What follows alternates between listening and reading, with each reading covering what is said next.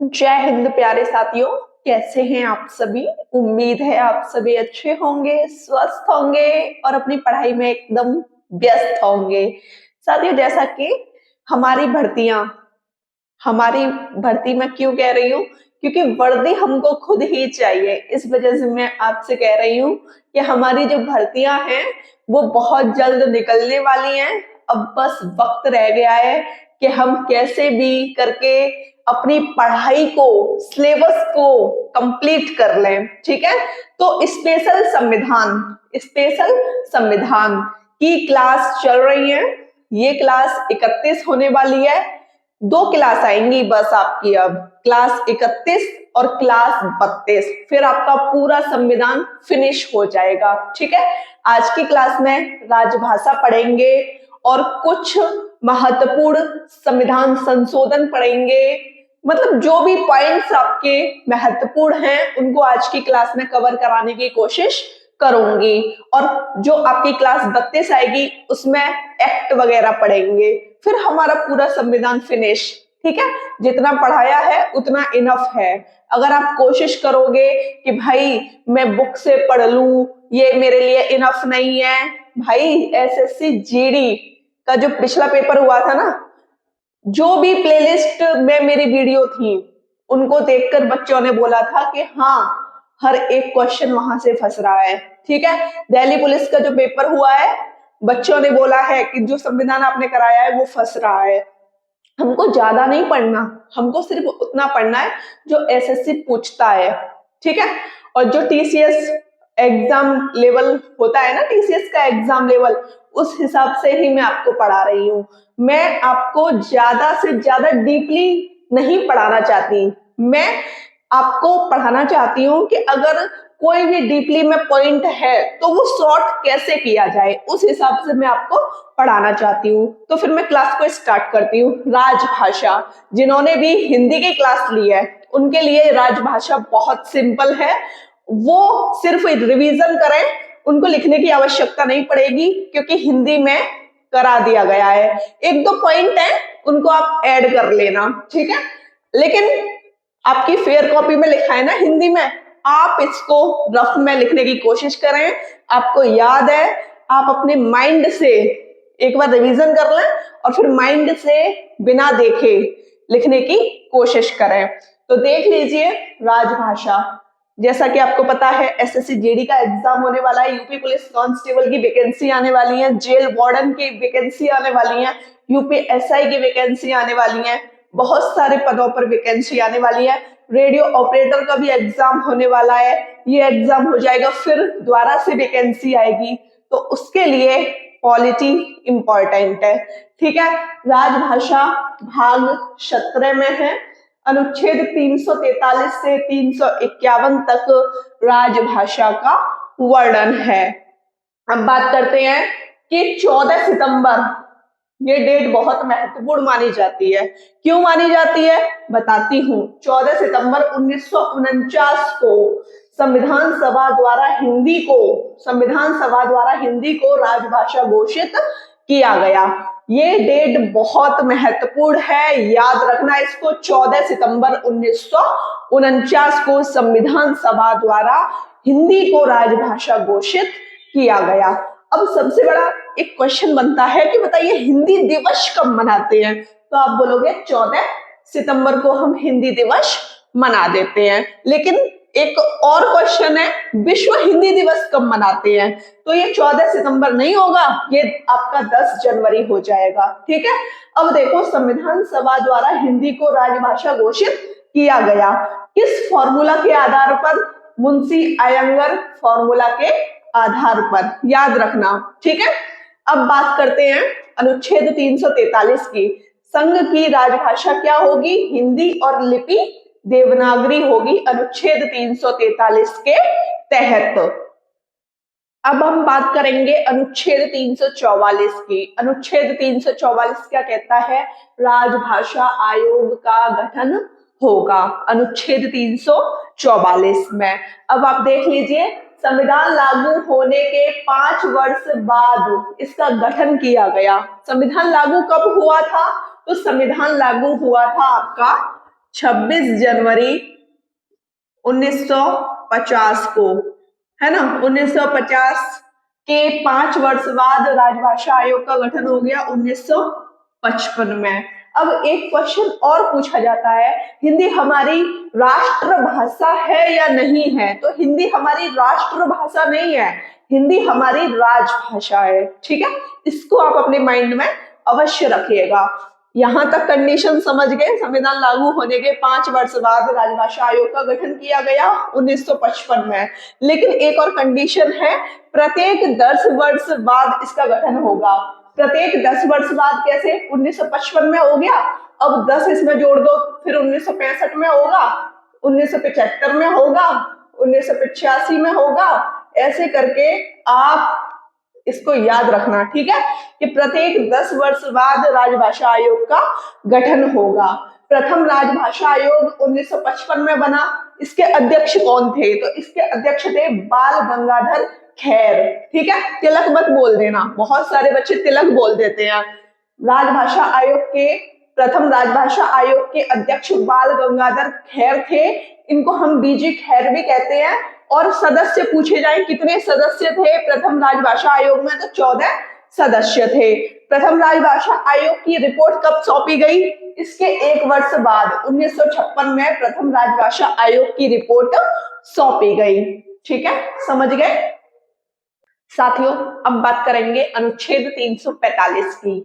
अनुच्छेद 345 जैसा कि आप देख रहे हैं, विधानमंडल, विधानमंडल को मैंने पुस्तक में लिख दिया है। ठीक है, इसके बारे में है अनुच्छेद 345। विधानमंडल राज्य में प्रयोग की जाने वाली भाषा को शासकीय भाषा के रूप में मान्यता दे सकते हैं। ठीक है, शासकीय भाषा मतलब राजकीय भाषा के रूप में मान्यता दे सकते हैं, राजकीय भाषा के रूप में मान्यता दे सकते हैं। कौन दे सकता है? विधानमंडल दे सकता है। ठीक है, अनुच्छेद 345 के तहत। अब बात करते हैं अनुच्छेद 346, पत्राचार की भाषा, कम्युनिकेशन की भाषा। संघ एवं राज्य के बीच अगर कम्युनिकेशन किया जाए, उसकी भाषा को किस तरीके से हम एक दूसरे के सामने प्रदर्शन कर रहे हैं अपनी भाषा का, तो अनुच्छेद 346 के तहत हम कम्युनिकेशन की भाषा कर सकते हैं, या पत्राचार की भाषा संघ एवं राज्य के बीच कर सकते हैं, या एक राज्य दूसरे राज्य के बीच कर सकता है। जैसे तमिल और हिंदी, तमिल और हिंदी में कम्युनिकेशन करना है, तो अनुच्छेद 346 के तहत हम एक दूसरे राज्य से कम्युनिकेशन कर सकते हैं। ठीक है, अनुच्छेद 348 और 349। देखो, 348 हाईकोर्ट में प्रयोग की जाने वाली भाषा है, अनुच्छेद 349 में सुप्रीम कोर्ट में प्रयोग की जाने वाली भाषा है। हाईकोर्ट में प्रयोग की जाने वाली भाषा कौन कौन सी है? हिंदी और अंग्रेजी। ठीक है, अनुच्छेद 350, व्यथा निवारण की भाषा। अब आप सोच रहे होंगे दीदी ये व्यथा निवारण क्या है? देखो बताती हूँ। जैसे कि कोई बंगाली है ना, और वो अपने इंडिया में, अपने यूपी में आ गया है, और कोई ऐसा केस हो गया है कि वो थाने जा रहा है, FIR अपनी बंगाली भाषा में दे सकता है। थाना अध्यक्ष ये नहीं कहेगा कि भाई हमको ये समझ नहीं आ रहा, वो थाना अध्यक्ष के ऊपर है, वो कैसे भी करके ट्रांसलेट कराए। ठीक है, व्यथा निवारण की भाषा आपके अनुच्छेद 350 में है। साथियों, अब बात करते हैं अनुच्छेद 351 की। अनुच्छेद 351 कहता है हिंदी भाषा का विकास। हिंदी भाषा का विकास अनुच्छेद 351 में है। इंपॉर्टेंट फैक्ट्स देख लीजिए, महत्वपूर्ण तथ्य। अनुच्छेद 120, संसद की भाषा। संसद की भाषाएं कौन कौन सी हैं? हिंदी और अंग्रेजी हैं। ठीक है, संसद में प्रयोग की जाने वाली भाषा अनुच्छेद 120 में है। लेकिन बिल आपका अगर पेश किया जाएगा तो वो सिर्फ अंग्रेजी भाषा में पेश किया जाएगा, बिल। ठीक है, 120। अब 120 में 2 को यहां ले आइए, 1 को बीच में, 0 सेम रहने दीजिए। अनुच्छेद 210 में विधानमंडल की भाषा है। विधानमंडल में प्रयोग की जाने वाली भाषा आपके अनुच्छेद 210 में है। यहाँ पर भाषा आपकी हिंदी और अंग्रेजी नहीं होगी। क्यों नहीं होगी? क्योंकि बिहार, उत्तर प्रदेश, दिल्ली, यहाँ पर तो चलो मान लो हिंदी बोली जाती है, लेकिन बात करें तमिलनाडु की, है ना, तो वहां तमिल बोली जाती है। तो अपने अपने राज्य में अपनी अपनी भाषा को दर्जा दिया गया है। अब बात करते हैं अनुच्छेद 243 के आई के बारे में। ठीक है, अनुच्छेद 243 के आई में राज्य वित्त आयोग का गठन है। राज्य वित्त आयोग किसके द्वारा गठित किया जाता है? तो राज्यपाल के द्वारा गठित किया जाता है। अनुच्छेद 280 में वित्त आयोग जो कि देश का है, देश के वित्त आयोग को कौन गठित करते हैं? राष्ट्रपति गठित करते हैं प्रत्येक 5 साल बाद। ठीक है, ये कंडीशन आपको अच्छी तरीके से समझ आ गई। वर्तमान में कौन से नंबर का वित्त आयोग है? तो आप बोलोगे वर्तमान में 15वें नंबर का वित्त आयोग है और इसके अध्यक्ष हैं नंद किशोर सिन्हा, शॉर्टकट में NK सिन्हा। ठीक है, लेकिन इससे पहले 14वां वित्त आयोग था, उसके अध्यक्ष कौन थे? तो YV रेड्डी थे। आपको दोनों कंडीशन याद रखनी है क्योंकि पेपर में पूछ लेता है। अब बात करेंगे अनुच्छेद 315 से 323 में क्या था, पढ़ा चुकी हूं ना, संघ लोक सेवा आयोग था। ये भाग 14 में था। इसके वर्तमान अध्यक्ष कौन है? संघ लोक सेवा आयोग के वर्तमान अध्यक्ष तो ये है मनोज सोनी। अब बात करेंगे कुल शास्त्रीय भाषाएं कितनी हैं? 6 हैं। कुल शास्त्रीय भाषाएं 6 हैं। कौन कौन सी हैं और इनकी स्थापना या गठन कब किया गया? तमिल भाषा को 2004 में स्थापित किया गया, संस्कृत को 2005 में, कन्नड़ को 2008 में, तेलुगु को 2008 में, मलयालम को 2013 में, ओडिशी को 2014 में। बहुत ही सिंपल तरीके से याद हो जाएगा, इसमें कुछ भी आपका डिफिकल्ट नहीं है। जैसा कि साथियों आप देख रहे हैं संसद की समितियां, ठीक है, राजभाषा आपका पूरा फिनिश हो चुका है। अब हम एक नए टॉपिक के बारे में बात कर रहे हैं, संसद की समितियों के बारे में। संसद की 2 प्रकार की समिति है, स्थायी समिति मतलब परमानेंट रहने वाली, अस्थायी जो मतलब के कुछ समय तक रहती है, जब तक काम नहीं होता तब तक रहती है, फिर ये अपने आप ही फिनिश हो जाती है। ठीक है, स्थायी समिति भी आपकी 2 प्रकार की है, वित्तीय समिति और सामान्य समिति। अब बात करते हैं अस्थायी समिति की। ऐसी समितियां जो किसी विशेष कार्य हेतु गठित की जाती हैं एवं अपनी सिफारिशें देने के बाद स्वतः समाप्त हो जाती हैं, इनको हम अस्थायी समिति कहते हैं। जैसे कि बलवंत राय मेहता समिति, ये ऐसी ही समिति थी, ये अस्थायी समिति थी। बलवंत राय मेहता समिति 1957 वाली समिति, ये पंचायतों के निर्धारण के लिए गठित की गई थी और जैसे ही काम हो गया ये खुद समाप्त हो गई। ठीक है, समझ गए ना। अस्थायी समिति क्या है? स्थायी समिति 2 प्रकार की है, वित्तीय समिति और सामान्य समिति। अब बात करते हैं कि 3 समितियां कौन कौन सी हैं स्थायी समिति में। प्राक्कलन समिति जिसमें 30 सदस्य हैं। पेपर में डायरेक्ट क्वेश्चन पूछ लेता है कि बताइए प्राक्कलन समिति में कितने सदस्य हैं, तो आप बोलोगे 30 सदस्य। लोक लेखा समिति में 22 सदस्य हैं। ठीक है, जिसमें 15 लोकसभा के हैं और 7 राज्यसभा के हैं। अब बात करें सरकारी उपक्रम समिति की, तो इसमें भी 22 सदस्य हैं, 15 लोकसभा के और 7 राज्यसभा के। ठीक है, जैसा कि मैंने अभी आपको बताया था, प्राक्कलन समिति, लोक लेखा समिति और सरकारी उपक्रम समिति, इन तीनों का जो चुनाव होता है किस तरीके से होता है? इनके सदस्यों का चुनाव एकल संक्रमणीय मत पद्धति, आनुपातिक प्रतिनिधि, अप्रत्यक्ष मतदान होता है। मतलब कि डायरेक्ट वोट हम लोग नहीं कर सकते। ठीक है, ये कंडीशन समझ गए। इनके सदस्यों का कार्यकाल 1 वर्ष होता है। अब बात करते हैं संविधान की अनुसूचियों के बारे में। जब मूल संविधान बना था 26 नवंबर 1949 को, तब उस समय 22 भाग थे, 395 अनुच्छेद थे और 8 अनुसूचियां थी। वर्तमान में अनुसूचियां कितनी हैं? 12 अनुसूचियां हैं। जैसा कि साथियों अनुसूचियां मैंने आपको पढ़ाई थी, तब मैंने आपको बता दिया था कि कौन से संविधान संशोधन के तहत क्या जोड़ा गया था, कौन सी अनुसूची जोड़ी गई थी। तो देखो, प्रथम संविधान संशोधन 1951 के तहत 9वीं अनुसूची जोड़ी गई थी। ये भूमि सुधार से संबंधित है। ठीक है, बहुत इंपॉर्टेंट है ये आपकी जो 4 संविधान संशोधन है ना, वेरी इंपॉर्टेंट है, पेपर में पूछ लेता है इनको। 52वें संविधान संशोधन 1985 के तहत 10वीं अनुसूची जोड़ी गई जो दल बदल कानून से संबंधित है। 73वें संविधान संशोधन 1992 से 93 के बीच में 11वीं अनुसूची जोड़ी गई जो ग्राम पंचायत से संबंधित है। और ग्राम पंचायत का गठन पूछा जाए तो अनुच्छेद 40 में है। ठीक है, 74वें संविधान संशोधन 1992 से 93 में आपकी 12वीं अनुसूची जोड़ी गई, नगर पंचायत से संबंधित है। अब आपको बता दूं वर्तमान में कितने अनुच्छेद हैं? 465। कितने भाग हैं? 25। कितनी अनुसूची हैं? 12। ठीक है, अब हम पढ़ेंगे प्रमुख पदाधिकारियों के वेतन एवं भत्ते। ठीक है, ये पढ़ेंगे। फिर इसके बाद महत्वपूर्ण संविधान संशोधन पढ़ेंगे।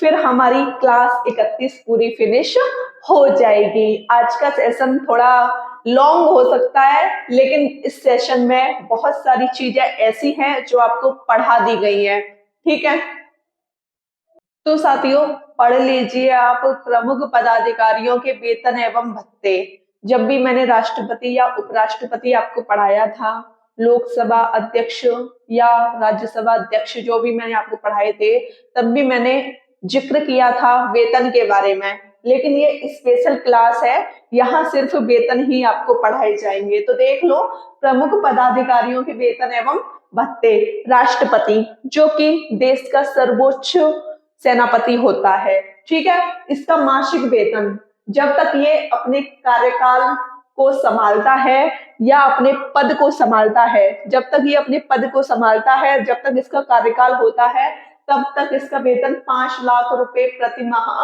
होता है। जब राष्ट्रपति रिटायर होते हैं उसके बाद इनको 2.5 लाख रुपए पर मंथ मिलते हैं। जब तक ये जीवित रहेंगे तब तक इनको 2.5 लाख रुपए मिलते रहेंगे। अब राष्ट्रपति की मृत्यु हो जाए तो उनकी पत्नी को पेंशन के रूप में कितने रुपए मिलेंगे? तो 1.25 लाख रुपए प्रति माह पेंशन के रूप में इनकी पत्नी को मिलेंगे। मृतक आश्रित पेंशन बोला जाता है। ठीक है, उपराष्ट्रपति को वेतन राज्यसभा के सभापति के रूप में मिलता है। मासिक वेतन कितना होता है उपराष्ट्रपति का? 4 लाख रुपए प्रति माह। अब बात करते हैं लोकसभा अध्यक्ष जो भी बनेंगे उनका वेतन कितना होगा? 4 लाख रुपए प्रति माह। ठीक है, लोकसभा अध्यक्ष का वेतन है ये। अब बात करें सुप्रीम कोर्ट के मुख्य न्यायाधीश का वेतन कितना होगा? तो ये होगा 2.8 लाख प्रति माह। और अन्य न्यायाधीश का, सुप्रीम कोर्ट के अन्य न्यायाधीश का वेतन 2.5 लाख रुपए प्रति माह होगा। हाई कोर्ट के मुख्य न्यायाधीश का वेतन 2.5 लाख रुपए प्रति माह होगा और हाई कोर्ट के अन्य न्यायाधीश का वेतन 2.25 लाख प्रति माह होगा। ठीक है, CAG controller auditor general of India, ठीक है, AGI attorney general of India, महान्यायवादी, संघ लोक सेवा आयोग के अध्यक्ष एवं सदस्य, मुख्य निर्वाचन आयुक्त, तीनों सेनाओं के प्रमुख, इन सब का वेतन 2.5 लाख रुपए प्रति माह होगा। राज्यपाल का वेतन 3.5 लाख रुपए प्रति माह होगा। मैंने आपको सबके वेतन करा दिए हैं। आई होप कि आपके सारे डाउट बहुत अच्छी तरीके से क्लियर हो गए होंगे।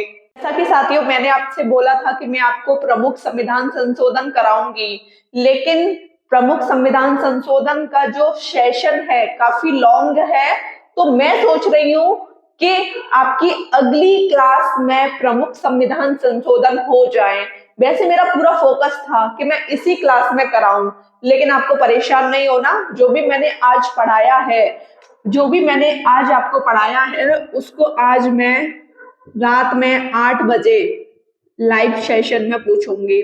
ठीक है, लाइव सेशन में जो भी पढ़ाया है क्लास 31 पॉलिटी की 31 पढ़ाई है ना मैंने आपको, इसको मैं लाइव सेशन में पूछूंगी। और हिंदी के कौन कौन से टॉपिक पूछे जाएंगे, हिंदी 13, 14, 15, 16 क्लास आपसे पूछी जाएंगी। तो लाइव सेशन के लिए इतना टारगेट आपको सेट करना है और अच्छे तरीके से पढ़ के आना है, जिससे आप सारे आंसर अच्छे तरीके से कर पाए। और डेली जुड़ना मत भूलिए रात को 8 बजे लाइव सेशन के साथ। सभी भाई बहनों को मेरी तरफ से नमस्कार, जय हिंद।